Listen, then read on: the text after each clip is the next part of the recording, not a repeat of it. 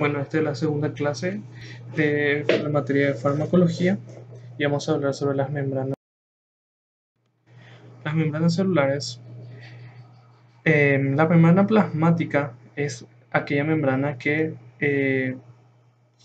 la cual cubre totalmente a la célula y le genera una especie de barrera. Entonces, también conocida como membrana plasmática, y está compuesta por componentes orgánicos denominados lípidos, proteínas e hidratos de carbono. Las membranas celulares constituyen las barreras impermeables selectivas que controlan el pasaje de iones y moléculas pequeñas. Proveen el soporte físico para la actividad ordenada de las enzimas que se asientan en ellas. Mediante la formación de pequeñas vesículas transportadoras, desplazan sustancias por el citoplasma. Constituyen barreras impermeables selectivas y proveen soporte físico para la actividad enzimática.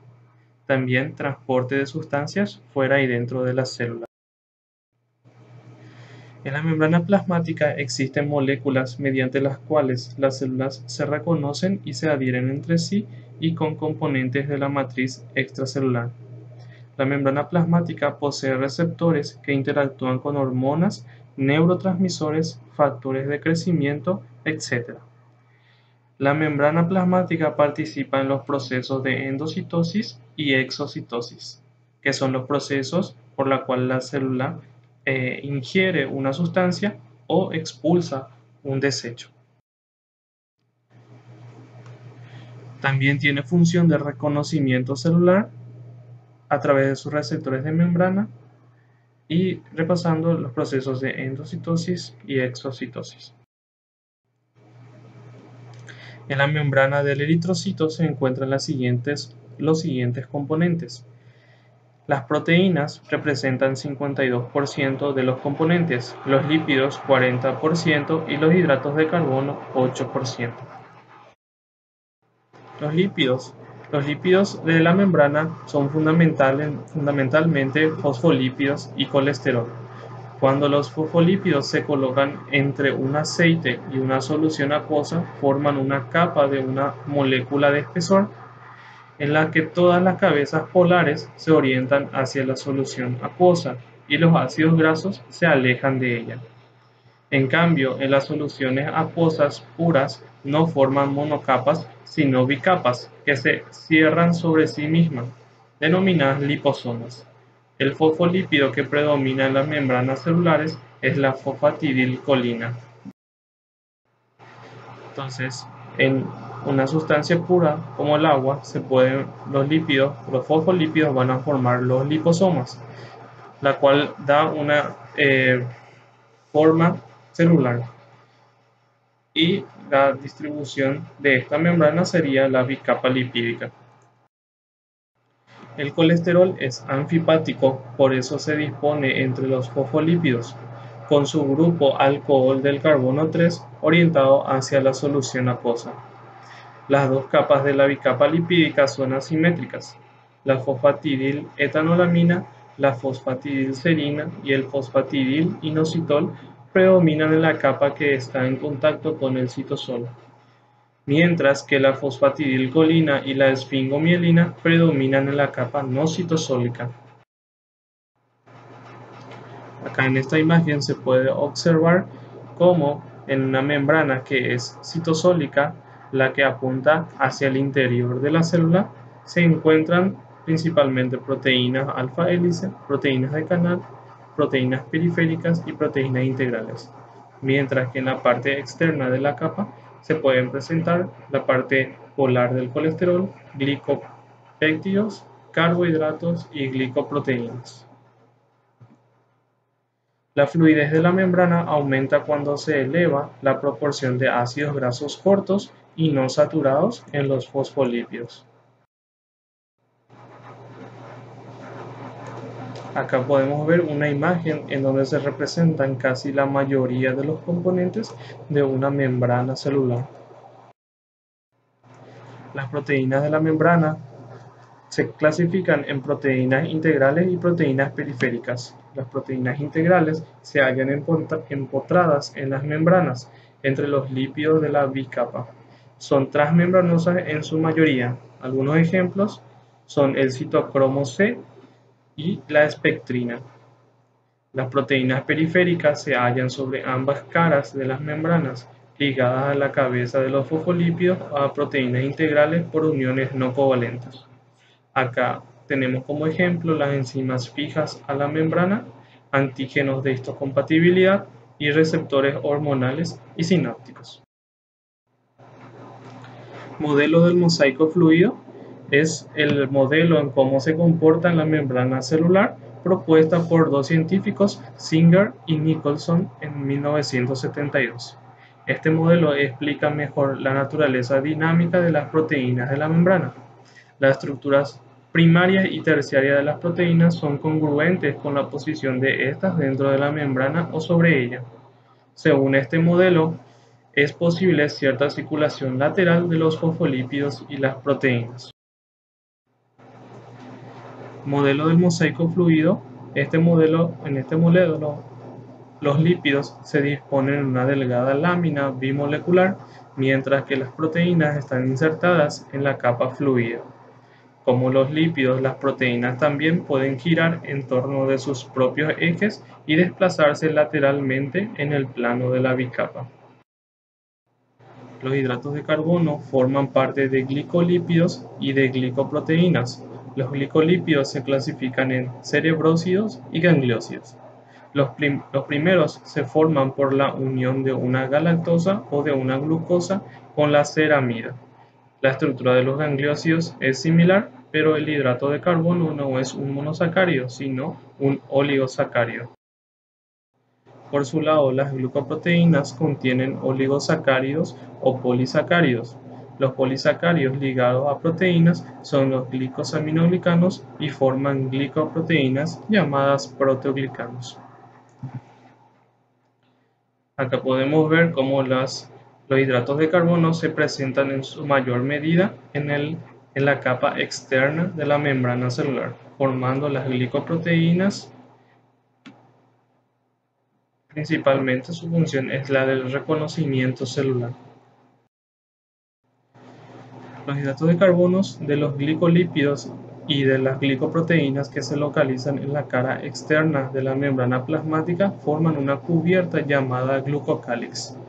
Esta cubierta tiene un espesor mucho mayor a la de la membrana celular y le sirve para formar un microambiente externo de la célula.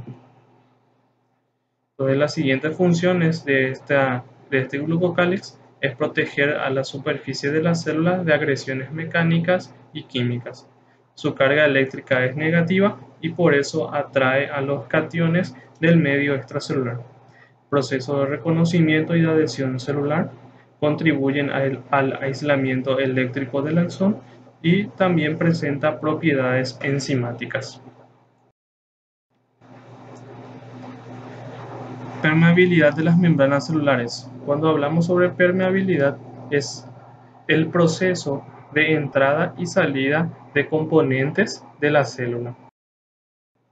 El pasaje de solutos a través de las membranas celulares pueden producirse con o sin gasto de energía, transporte activo y pasivo respectivamente.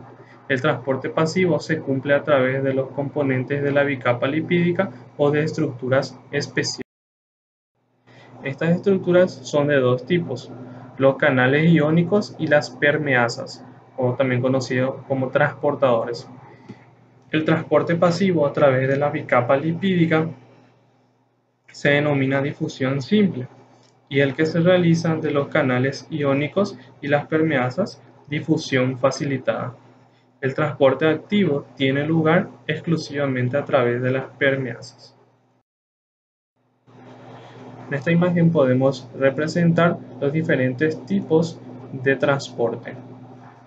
De izquierda a derecha podemos ver la difusión simple que pasa directamente por la membrana.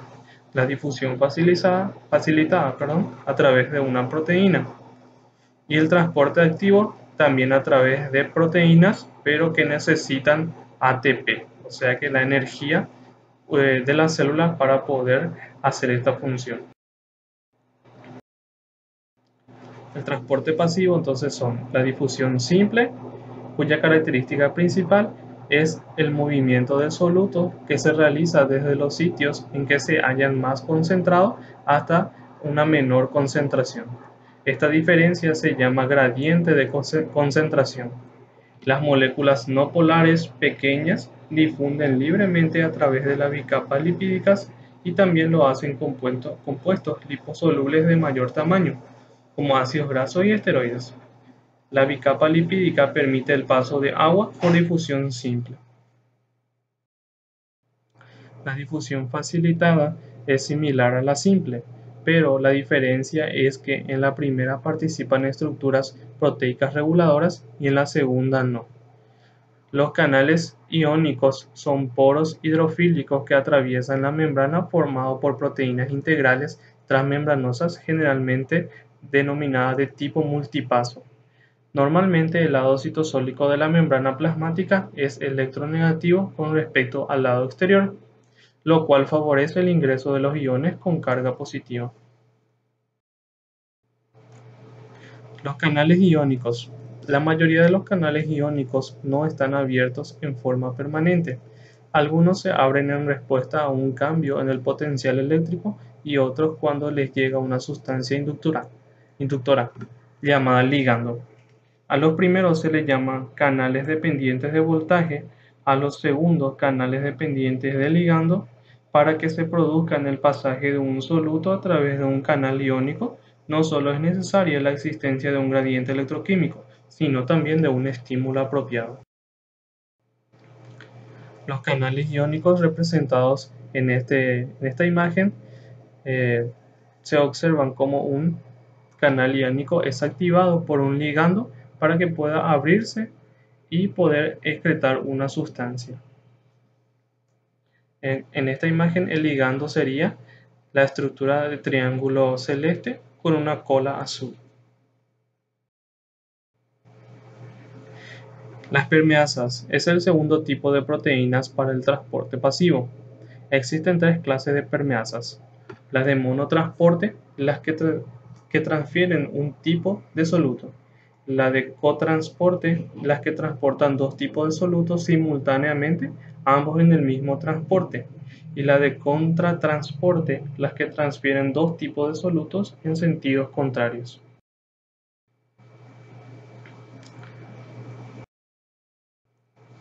El transporte activo.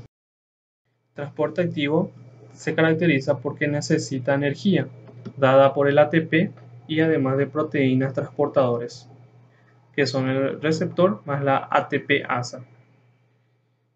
Son producidas en contra del gradiente o contracorriente. Mantienen la diferencia de concentración entre el líquido extracelular y el líquido intracelular, por ejemplo, de iones como el potasio, sodio y calcio. Permite la absorción de micronutrientes en el intestino y la reabsorción en el riñón, y la generación y transmisión de impulsos nerviosos. Los tipos principalmente son transporte activo primario, donde la energía procede directamente del ATP; transporte activo secundario o acoplado, donde la energía procede del gradiente generado por el transporte activo primario.